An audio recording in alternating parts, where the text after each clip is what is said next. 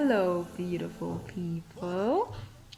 Welcome to Ubobonga Osariri, a channel owned by Ubobonga Osariri. Okay, please remember to like, share, comment, subscribe, turn on the notification bell, do all the things to be done, because these are things that I believe are worth people actually hearing. Okay, so let's get right into it. Today we are going to talk about mental health and hence the topic mind your business. Okay, now yesterday I was scrolling through TikTok and I found a video by Kiki Palmer, and she says, and I'm quoting now, she says, sometimes the mind is the valley of the shadow of death. No, I gotta say that again. Ooh. She said, sometimes the mind is the valley of the shadow of death. Ooh. And I was blown away.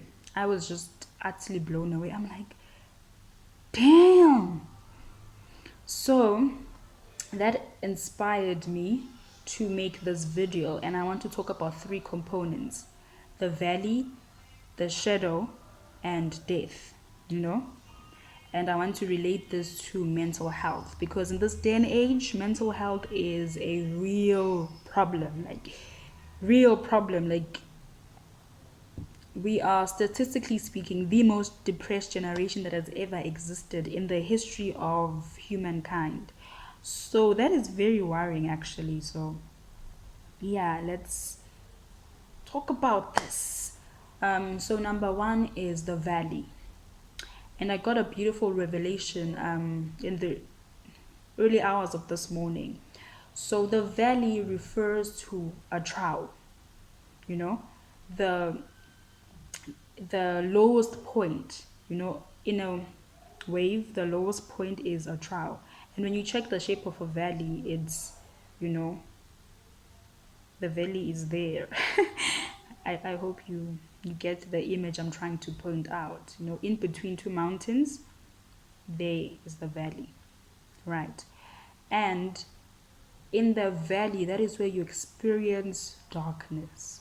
You experience all these negativities: depression, fear, anxiety, sadness. You go through dilemmas, trials, tribulations. You feel it's a lot. So the valley is the low points in life, the things that knock us down, the situations that happen to us. Okay. And then now the shadow. The sh- a shadow, in my understanding, is the resemblance of something that exists. Okay? It is the resemblance, it is not the actual thing. And the shadow is what we permit to be in our minds. The event has happened, yes, but you are no longer experiencing the event. You are experiencing the afterthoughts, the after effects of the experience of the situation. Okay? So the shadow is the imagination, the thoughts, the train of thoughts that we permit to be in our minds. Okay? I read somewhere that the mind is a beautiful servant and dangerous master, and I feel like that is incredibly true. So if you're going to let your mind, your emotions run you, then you are in for trouble. But if you can learn to control the things that you think about, if you can learn to control the shadow, your reaction to what has happened, then you would be saving yourself a lot of trouble. Because what actually happens is, when something bad happens to us, we tend to hoard those emotions. We turn to hoard those bad thoughts. you know? And it's toxic to yourself. Like, it is toxic to yourself. Like, don't do that. Don't do that, sugar pie. Don't, okay? Just, it's impossible to not think about something that is obviously hurting you, a situation that has really contributed to your pain. But don't recycle the pain. Don't relive the pain. Don't play it out like a broken cassette in your head, because you are literally just adding little salt to the wound. Don't do that. Like, don't. Have the wound. It's there, yes. Nobody said be in denial and try to be, no. But acknowledge it and don't give it the power to ruin you. What I do is that I shift my focus. When I see that my mind is constantly playing that, I'm like, whoa, bring neta, it happened. Relax, it happened. Like, I literally talk to myself like that. And I always try to do things that are going to make me feel better. So I meditate, I watch comedy because I just want to laugh and be in an okay space. So always strive to be in an okay space. Always strive to not focus on the bad, really. Because when you focus on the bad, it gets ugly and it gets worse and it gets at its worst.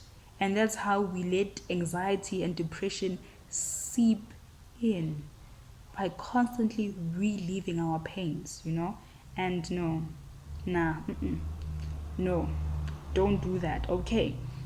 Now, the third thing I want to talk about is death. And I am going to shy away from speaking about actual death, like physical death in this video. No, we are talking about abstract deaths, okay? So, a death or death is the loss of something. So, in this case, a loss of joy, a loss of peace, a loss of, good emotions. We lose them and we bury them, because with me, I was depressed for months. Like, I literally did not have a single good day. Literally, there was no day where I was just not thinking, not in pain, not crying for months. And it felt like, really, I just felt like, at this point I might as well die. There is no point. This is not gonna end. Like, it hurt. And I just want to tell you that in death, there is the power of resurrection. Okay? But healing is a very weird thing. This thing of people saying time heals, it doesn't. But what heals is intentionality, it is effort, it is sitting down, acknowledging your pain, acknowledging what you've gone through, and actually putting the work, putting the effort. You can't just hope that you'll feel better, Shem, yes, let me give it 3 months. No, in 3 months, you're going to be in the exact same valley, in the exact same emotions. So mind your business. The mind is a beautiful business, a beautiful servant, and a very dangerous master. And that's a quote that I got from somewhere. Don't know where. Anyway, the mind is a business in the sense that you invest in it, you profit from it. It is an asset.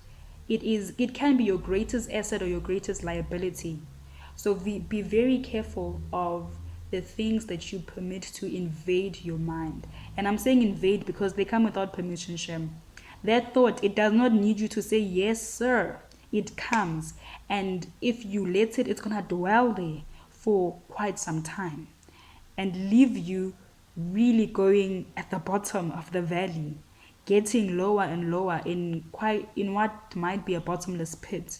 Because really, it does not end. I don't think there's an end to depression and what it can make you do. Like, I just don't think there's an end to it.